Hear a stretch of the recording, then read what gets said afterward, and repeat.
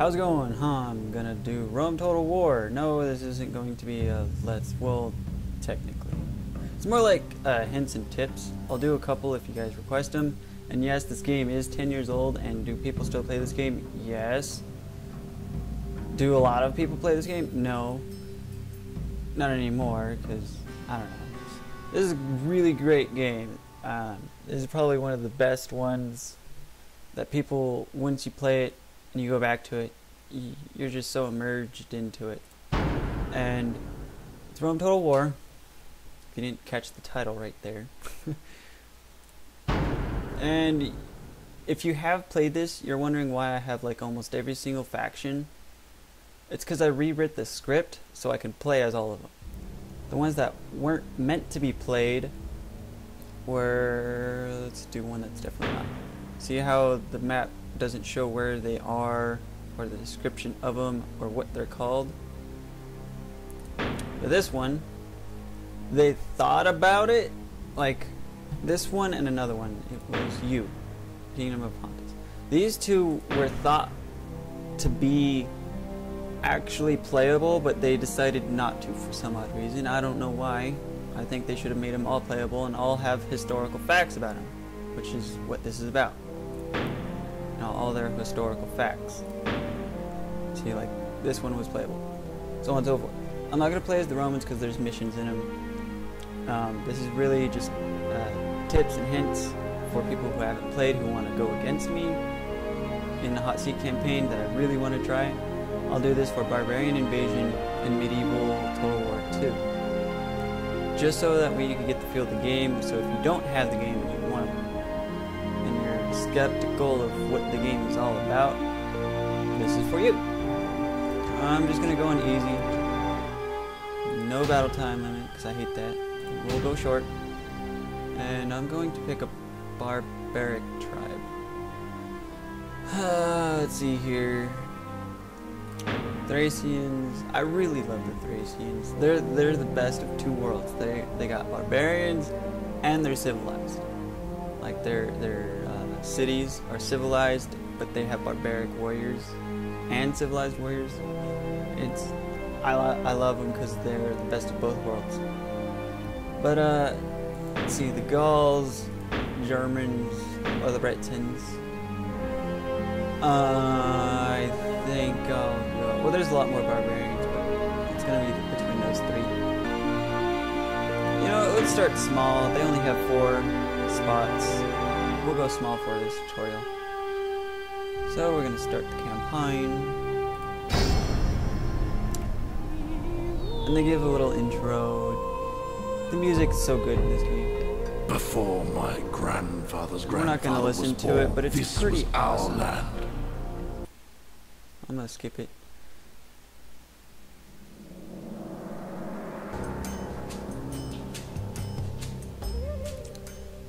Alright, so this is the campaign map. Here's your mini map down here. Let's see here. Yes. Now, let's see here. I'm gonna move you at your service. My lord? Really what the game is about is trying to recreate history or make up your own history. Like you can make the barbaric tribes be the dominant people, so on and so forth. It's really cool, really fun. There's a lot of things to do. It's 270 BC, summertime. Start out with 5,000 in every faction besides the non-playable ones. The non-playable ones you start with 3, which kind of sucks. But anyways, it tells you traits like this. You know, this man shows various sign of blah blah blah, +2 influence. So you'll see that this map will grow. Yes, my lord. As No you do moves. stuff. Now, Orders? oh yeah. Let's see here. I'm gonna send you, and it tells you the history of these units. Health points, they have 2. I don't know why they have 2. Most of the things have 1. I think it's 2 because of the horses and the people. How much their cost, upkeep per year, so they'll cost you 170 per turn, actually, not year. 500 for just recruiting them, as it says. Tells you their stats and everything and all that. I have my settings set, or unit size set, as the lowest unit size, which is really bad to do, but I don't know, it just feels like it puts more of a challenge out there because you have such small units instead of having massive units. Because if you have massive units, it's hard to, or it's easy to conquer with big units because you just send them. But anyways, here's your public order, income, how much it gets per turn, population growth, so on and so forth. Having large unit sizes really sucks for population because, watch, 984 peasants. There's 30 of them in a garrison. So, if I click 1, it goes to 954. So if you have massive unit sizes, which will be 10 times as much for the peasants, which will be 300, it'll drop down to 600. Population growth is very minuscule, so it causes problems when you have massive unit sizes for barbaric tribes. For civilized cultures, it's very useful to have big unit sizes because the civilized place grows really fast and really big. So you kind of need large unit sizes to keep it down. Which, I don't know, it's hard. You could try and find a happy medium, but it depends on your style. So we're going to go about the gist of how do you work on your city. Settlement details. Tells you the population growth, the negatives and positives, same with the order and income. Now if you want to check the income, you go to the trade and see you get 34 from these resources, imports and exports, and from Deva. Trade income, blah blah, farm income, so on and so forth. So that's the trade. That's right, I'm not doing a click and drag. So yeah, Barracome's getting trade from here and here. So if you want to know how well something does, here's a trader. It increases it by 5 income per turn, more order, and more growth. But if you do land clearance, so much more income, so on and so forth. Same with the higher taxes. See, public order is down because tax penalty, and same with population growth. No one wants to live in a high taxed area, so it lowers the population growth, so on and so forth. You have shrines for public order and to get special units like the Woad Warriors. There's public health and increased trade goods.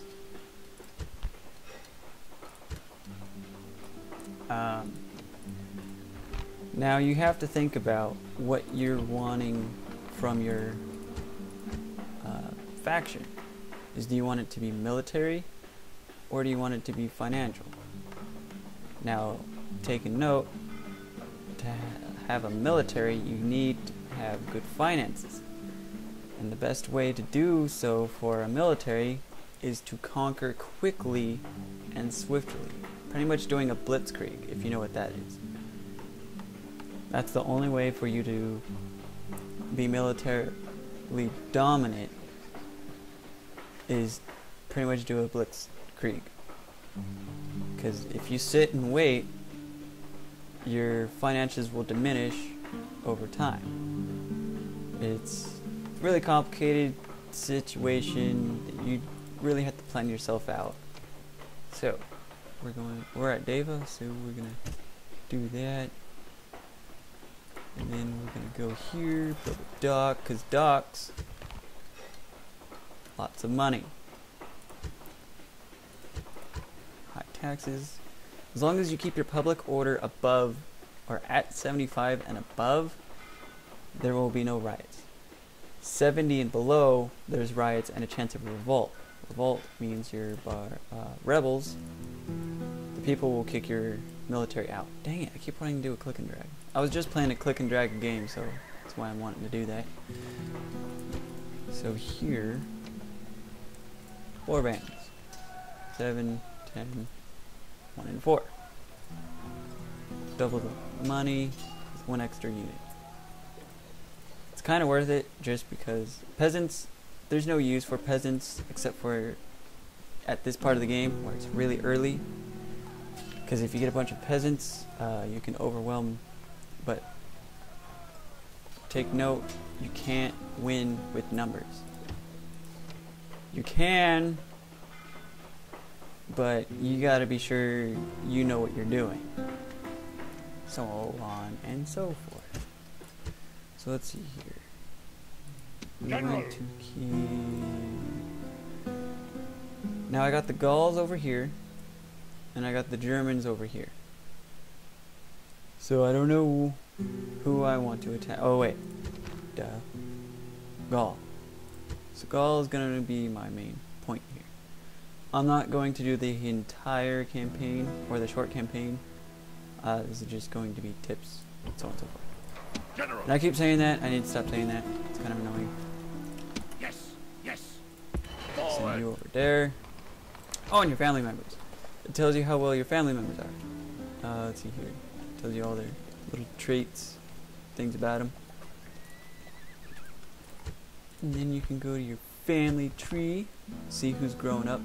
At the age of 16 is when they're available to be moved around. Women, age of 12, you can't move them around, but they can marry at age of 12. Because that's how it was back then. Marry young, and they can make babies early, so on and so forth. There's so much to say about this game because there's so much to it. There's just a lot. General. Alright, so what am I gonna do with you? Should I take... I already know this game very, very well. I know that this settlement here is very weak, and this one's very strong. Now, I can fail at this strong one, or I can, you know, just get a good head start with this one over here. I'm not really sure which one to go for, but I think I'm gonna use the financial. So I'm gonna go over here, because any place that has a port tends to make lots of money. So I'm gonna go ahead and take care of them real quick, and then we intern. I'm trying to think of all the different things to say. Intern, this tells you what's going on, how much your incomes are, and how much your expenditures are. See, I'm losing money. That's what will happen if you choose to be more militarily dominant. Kinda sucks. Awaiting your command. So I'm going to I will talk to them, and I'm gonna give them trade rights, even though I am going to attack them this turn or whatever. Offering trade rights helps them out, so they will more likely agree to whatever your demand is. So I'm gonna demand map information, and he gave it to me. Sweet. So there's that. Now I'm gonna go to the Germans over here. Yes, my lord. And try and talk to Unable them to move. about the same thing. Rebels. Okay. So now I'm gonna send you here. Watching over the troops, Send you over here. leaving the boat. And this means each turn, like this will be the next turn, that's how far you'll travel, and the turn after that. So you can go up to, well, it depends on the area. Sometimes it'll only show you up to 3 turns, 4, 5, 6, and then it just stops there. Lord, I'm gonna go ahead, and you'll take notice if you look at the map, if I move my spy close to here, this will fill in. So here, let's zoom in so you can see it better. moving into position. That's how the map gets filled out. That's how I was able to do that Rome Total War thing. of who conquers what. I had to guess at a couple spots because my diplomats could not get there soon enough to acquire map information. So that's what that was all about. So, or that's how I did that. Orders. General. Actually, Orders. you'll be Yes. happy with that. Move. So there's that. I probably should have sent them across. Oh well. I can always build a boat after the next ton. Yes. Forward. So this will be easy to conquer. See here. Don't know their population growth. It's good to know what your the population growth of, or not the population growth, the population of the settlement itself, for when you conquer it, and I'll show you in the next turn of why. So we'll end turn again. See all that's going on.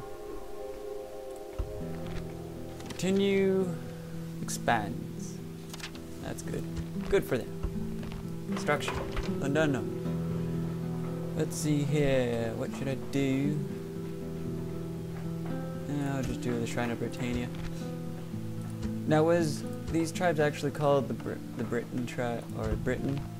No, but they're a collaboration of tribes. The barbarian factions in this game is a collaboration of tribes in the area on this game. The Gauls pretty much did control a lot of that. The Germanic tribes, there's quite a few of them, and they were fighting against each other. Same with the Brittonic tribes. They kind of fought amongst each other. Hell, yeah, let's just increase the money. Why not? Let's just do that. Increase your population growth. You're gonna need that. Mines are really great for money, so like, watch this. Bang! 300. But they're very expensive. So I'm waiting on that. So now I can recruit the boats. See? It tells you all about them. It is such a cool game that it gives you historical facts and everything. And I'll do this again. I don't remember if I said this, but for barbarian, yeah, I did say it. For barbarian invasion and medieval total war. Oh hey, how convenient. I will go. Trade rights, map info, gimme. Sweet. So will you be my friend? Yeah, you'll be my friend. That's good. I want that. So I'm gonna put you here so I can see if they're gonna betray me. Yes. Because just because they're your friends doesn't mean they will or won't attack you. It's kind of a misfortune, but oh well. Yes. I'm gonna go down here and talk to the Spanish tribes. And now I'm going to attack them. See, they recruited someone just to help them out. And I'll do a battle just to show you how this works. Besieging settlement. Let's do a battering ram. Settlement under siege. These people are now our open enemies. Blah blah blah.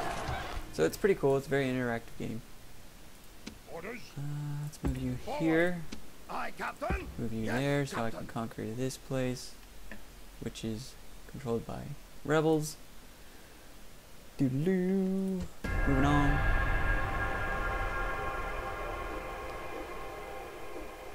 Yes. Going down here. And right now this game, you can buy it on Steam. Steam? Whatever it is. It's $10. Now build that. Done. What should I do with you? And we're not. Let's do that. Yes, General. Forward. Yes, Captain. Wait, I Aye, wanted you to Captain. drop them off. Aye, Yeah. aye, Captain. Leaving the army. Moving ashore. Oops. Out There we go. moves. Yes, Captain. Recruit. Yes. Attack. No. And it'll only recruit him one per turn. Because you'll probably be thinking, 31, I'm sure they train, or we're able to train more people in 6-month time. Yes. But that's for the massive unit setting. So there would be like 300. That's more how it is. So. Oh well. And you gotta be kind of fair. Aye, Captain. Yes, in here. Captain. General. Go here. To the boats. Set Go sail. here. All ashore. Yes. Attack Tara. Besieging Do that. settlement under siege. Aye, Captain. And you can Yes, recruit Captain. mercenaries, Lord. which is pretty cool. Let's see here. Trying to think of all the different things we need, or I should talk about this game to convince you people, or guys, to challenge me or get the game. Destroy. If you want more Settlement under siege. for, let's see here. Can I be of service? Anyways, if you want tips on Lord. what to do or how to keep faction from losing lots of money or anything Yes. like that, I don't know any cheats or anything like that. I only know how to figure out how to keep my faction from being broke. Does it work all the time? No. Does it work most of the time? Yes. Unless I have a huge military force, more than my income, which you can see here, financial. See, army upkeep. That's usually your biggest expenditure. So I'll be gaining a little bit, which is good. So you gotta try and get your army upkeep lower. So if you recruit the biggest and baddest units, they cost more money most of the time. If you recruit the weakest of units, they cost less. 100, 200. So you kind of have to like figure out what's needed and what's not needed. Ready to sail. So I'm going to show you what the fighting is like in this game, if you haven't played it. Gives you the odds, you can see what's going on here. And this also helps. If you withdraw, you can still attack it. So if you take a look, they got 1,300. So it's about 2,000 people in order to upgrade your settlement. So that will play a role in what I will do to this settlement after I conquer it. So we're going to fight. You can either automatic resolve, which I'll most likely win, but automatic resolve, sometimes if you fight the battle yourself, you'll lose less soldiers, and if you automatic resolve, your family member has a chance to die. So it's good to fight the battle yourself, but the battles take quite a bit of time. Of course, they don't have very many units, so this will go by a lot quicker than if they had strong, full. And I like how they have quotes from the past. The Spartans do not ask how many, but where they are. Aegeus II of Sparta. Or Agus. No, it's not Agus, it's Aegeus. The sun has Something risen. like that, I don't know. Await my orders. War chief. So you can zoom in, take a look at your units, zoom out. You can, well, that's not a good example. March. Charge. Let's see here, disable skirmish mode, so that way they stand and fight. Contrabarian circle means they go in circles shooting their arrows. The blue bar is how much ammunition they have left, or arrows. With slingers, it's rocks. Fire at will, run, or guard the area. Loose formation, tight formation. So here, you can make them thin, you can make them thick. So what I'm going to do here is skirmish mode off. Because what skirmish mode is they'll, you know, throw their rocks with their slings, and if an enemy gets too close to them, they'll route to a distance to where they can throw it. It doesn't work all the time, especially when it's for foot soldiers, because if an enemy gets too close to them, they're just going to be running forever. For horses, it only works for them because they're fast. They can get away. So we're going to go ahead and get them closer. Why did you move up there? Get back here. Let's line this up better. Put you here. Sometimes setting up what you're going to do for an attack takes quite a bit of time. So we're going to do this. Move forward. You guys move forward. Triple the game speed so it's faster. You gotta watch out for these areas because they will destroy your battering ram by shooting flaming arrows. The battering ram is at the gate. Our warriors attack. Now is the time for great deeds. And they have inspirational speeches in here. It's pretty awesome.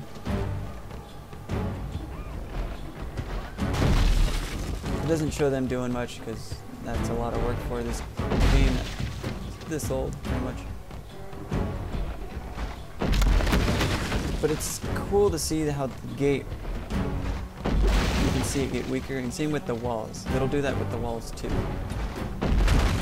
The gate is broken. Your warriors have done brave work with the battering ram. Yep, so let's triple the game speed here. You gotta be careful using triple speed because it does screw you over when you're in a hectic situation. And it does a pretty dang good job of screwing you over. Because by the time you're like, oh, I need to slow it down, have taken the walls. Now the streets will late. run with blood.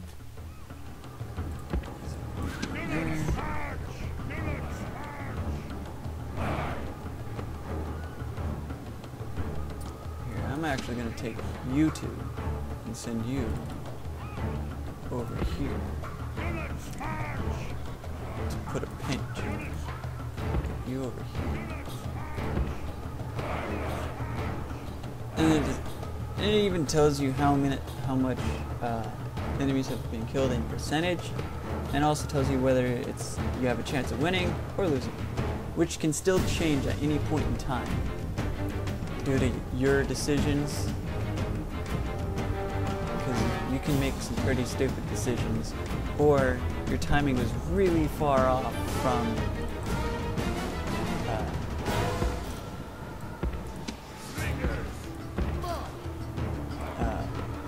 what you kind of needed to do. So I'm gonna move you up.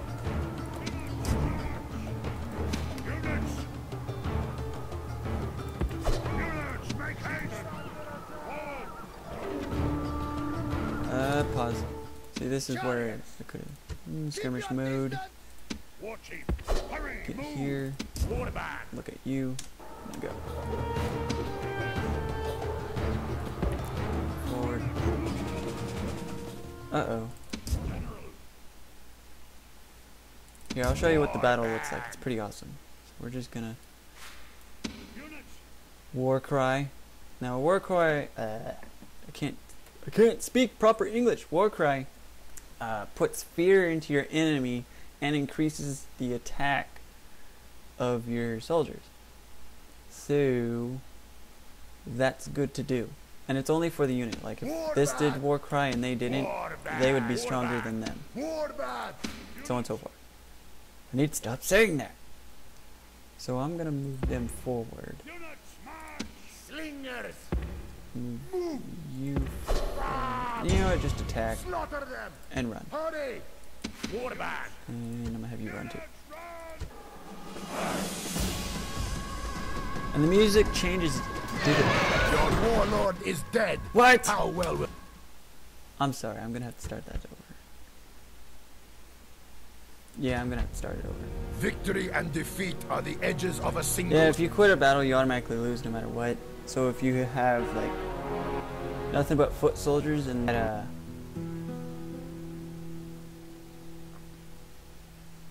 Leaving the army. We'll fight another day. Break off that the runs siege. away a lot because it Unable doesn't want to to move. die, but doesn't want to exit the battlefield for you to win. It's impossible to catch him, so you just go in a circle. So if you just quit the battle, you automatically lose, which sucks about this game. Probably wondering what the VH is in front of all those saves are. That's on very hard difficulty, and that means I've completed them. Because I only put VH on them after I completed them. 50 means the long campaign, which means I've conquered 50 places and Rome with that faction. I use autosave 2 for all my saves, and then once I win, I just do the VH abbreviation of who I did it with, so on and so forth. Stop saying that, Iron. It's rather annoying. Ah, that sucks. I gotta start this over. I want to show you how the battle is, though. Like, person. So I'm just gonna fight them straight on because they're not overpowered or too strong for me. I can just handle them no problem going forward into them. That smell Which is kind of bad to say just because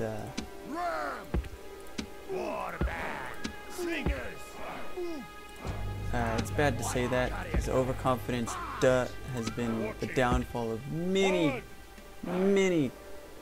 wars, conflicts, just all kinds of things. It's always been the downfall, overconfidence. Units! Units! Forward! And I like how when you move it, the game speed goes to normal, but when you sit still, it goes back. So I'm gonna use them to do some damage. They're not liking that, so they're gonna come and try and take me, which won't work very well. Oh, here.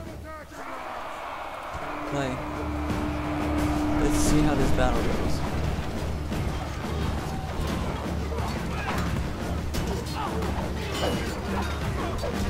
Ah, stupid tree. So you can watch them fight. It's pretty awesome. And if you got a bunch of archers and you got some units right here, and they got men back here, I guess you can still see it. You can hear and see the arrows fly at them. Where's the arrows? Oh, there they are. Oh, there was one. Me showing you guys this thing could make me lose.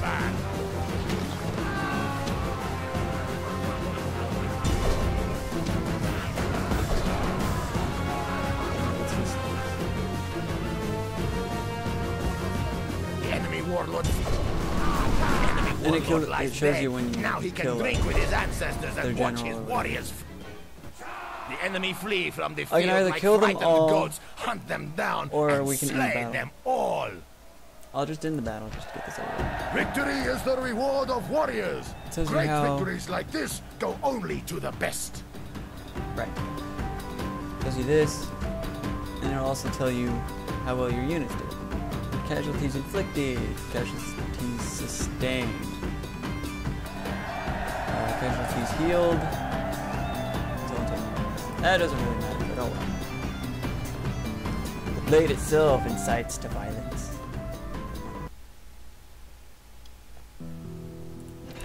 Okay, so it had 1,300 people in it. So if I exterminate, I get a lot of loot from it, but I also massacre their population, which means it's going to be a while before they grow back up.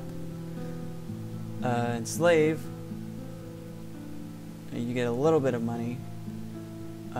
Denarii is money. And you can have the enslaved be dispersed among your governed settlements, as it says. Now, it'll be at first a bunch of them will be sent to all over your governed settlements, but after the next few turns, it'll only send them to your neighboring, or it's a valuable trade resource for your neighboring regions. So, occupy is the same amount of loot, but you keep the population there. I'm going to keep the population here. What is it, Abdona? Retrain that. Do yet. Move this up. I kinda should keep it low, but I'm not gonna. Oh well. At your service. I'm gonna keep you there. I know some tips and tricks about the rebels, because they can screw you over. They're not a huge threat, but they can screw you over financially. Yes. And keep you from conquering places as fast as you can, because they'll be in the way. So if you want tips on how to deal with rebels, just ask me, and I'll make another video about it. Will I continue this one? Probably not. So this is just to show you how the game is and what everything. Oh, one last thing. Good. I'm going to send you here, doesn't matter. You can build a fort and a watchtower. This is what a watchtower does. The fort is just some place for your units to stay at, so they're not out in the open and get attacked. If they do get attacked, they have the walls of the fort to protect them for an advantage. So forts are pretty useful, but they do cost a bit. Watchtowers are extremely useful because Build tower. it gives you more line of sight of what could be coming towards you. This dark, shadowy area is what you can't see. The lighter area is what you can see. So I can see a boat anywhere right here, so I can know Ready if to it's sail. safe to sail here with just this one unit of boats. And what else is there? Spies are great for this. They move a far distance. They're good for scouting out places. What they're really good for is going into a settlement, telling you what's in here, about the unit, how well they're trained, the settlement, and everything about it. The only thing it doesn't tell you is what they're training and what they're building, or going to be built.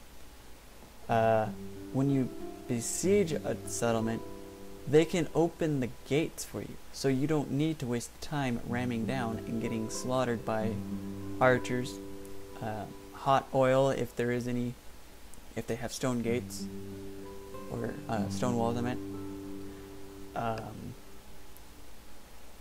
And yeah, so you can just rush right in there, which is very useful. It also keeps them from getting their units more organized if they decide to change their tactics during battle. Because when you're hammering down those gates, they have time to move their units to where they actually want them to be, to defend. And you can just counter that by just rushing in there if your gates are open. So it's pretty good. And I don't know what else to say about this game. There's just so much. Get back in there. Unable to move. General. Yeah, there's not a whole lot else to say. Actually, there's a lot to say. I just don't know what else to say. Yes, master. So, again, if you want to challenge me in a hot seat campaign, we can go ahead and do that. A hot seat campaign is where I have a faction, you have a faction, and we can either team up, or we can go against each other, or one of us will be on this side of the map and the other one will be on this side of the map, so on. So, you know, any combination can happen or work. And, you know, we'll just have some fun. And if you want to do this for Barbarian or Medieval Total War, it's fine by me. I can do it, because I have both those games. And each of those games has a different aspect about it. But what I showed you is pretty much the basics of all the Total War series. And if you want some fighting tips and strategies about what to go against or who to fight here, quit. Or how to overcome situations, ask me and I'll show you how. I'll set up a scenario. They're probably going, no, wait. Single player, custom battle. I don't know what that's all about. That's new. I did update this game, so it doesn't matter. Let's see here. It should have been. No, I don't like the desert. You look beautiful. Scottish Highland. Moon River, yeah. Okay. Arcade style, probably noticed that in the campaign. Arcade style allows units to never run out of arrows, rocks, javelins. Lets them run forever. Because your units, after running for so much, they will get exhausted and tired. Same with your horsemen. They'll get tired, so their charge isn't as strong as it can be, so you don't do as much damage if you run into them. Because if a very fresh bunch of cavalry goes crashing into a unit of just a unit, it'll do some major damage. But if they're exhausted, they won't do any damage at all, or very little, if that. So we're gonna go. Isn't there unit size? I haven't done custom battle in forever. We'll just do that. Wasn't there unit size?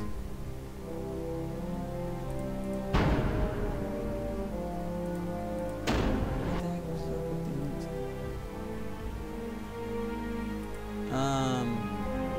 I haven't done this in forever.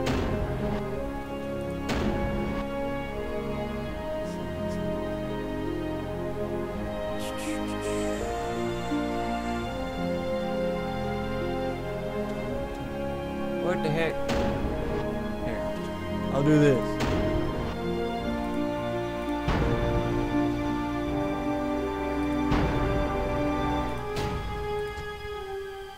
Huge.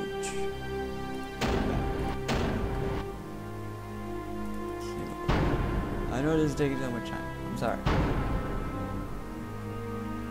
Tell with it. Just go with it. See, 161, 240. Okay, it wasn't 300, it's 240. Wow, their peasants are way weaker than the barbaric peasants. Huh, that's cool. So yeah, and you're probably thinking, wow, there's 48 of those? No, it's more like 2 or 3, but they have 48 men standing by, so if you're taking heavy fire from archers, they can just have a guy replace them. So, like with the onagers, there's only 2 of them actually. Bummer. So yeah. And they get experiences, so each one. So 9, 17, and 13. Do 1, it's 10, 18, 14. 11, 18, 15. Look at that. 11, 19, 15. So on and so forth. Go all the way up to being very powerful. Here, let's see what the peasant looks like. Completely done up. 13 and 13. Wow. So yeah, I don't know what I was going to show you here. Oh, I guess the unit size. So if you get a bunch of archers, it's pretty funny to look at the enemy side point, and you just see all those arrows just fly at them. So if you need help with any strategical problems, like how do you counter this, or how do you go against this, what's the best ideal setup, or whatever, just ask me and I'll do a scenario based on what you told me. If it's wrong, correct me on what I did wrong about it, and I'll correct it and show it again, so that way you can learn from it. So I'll go for it. So that's Rome Total War. Barbarian Invasion is really cool because it has some new, different styles to it, and I'll explain that if I ever do play that game to show you, because I am moving soon, so I don't know if I'll have enough time to create it for you.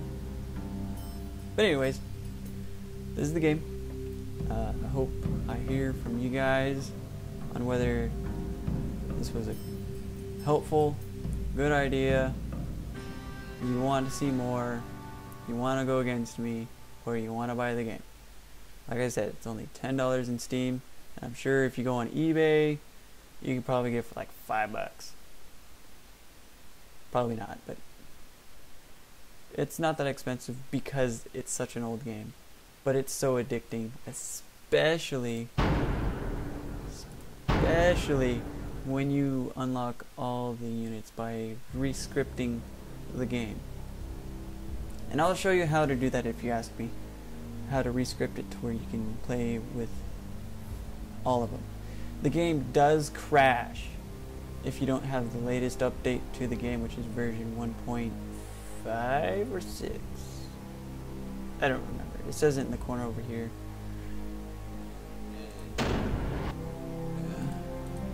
In the options. Version 1. I can't see it because I got this number thing covering it, but you guys probably can see it. But yeah, it's so much fun playing as the factions that weren't really meant. So if you have the latest patch to the game won't crash except for if you play as the rebels. I didn't script the rebels in here because it does crash right now. With the Senate, it can crash. I think it's crashed on me once or twice. And playing as the Senate is super hard because you start with so many units and you don't have money. Like, you get so broke. It's ridiculous. But yeah, all that good stuff. So yeah, let me know, and I'll catch y'all next time. Have a good one.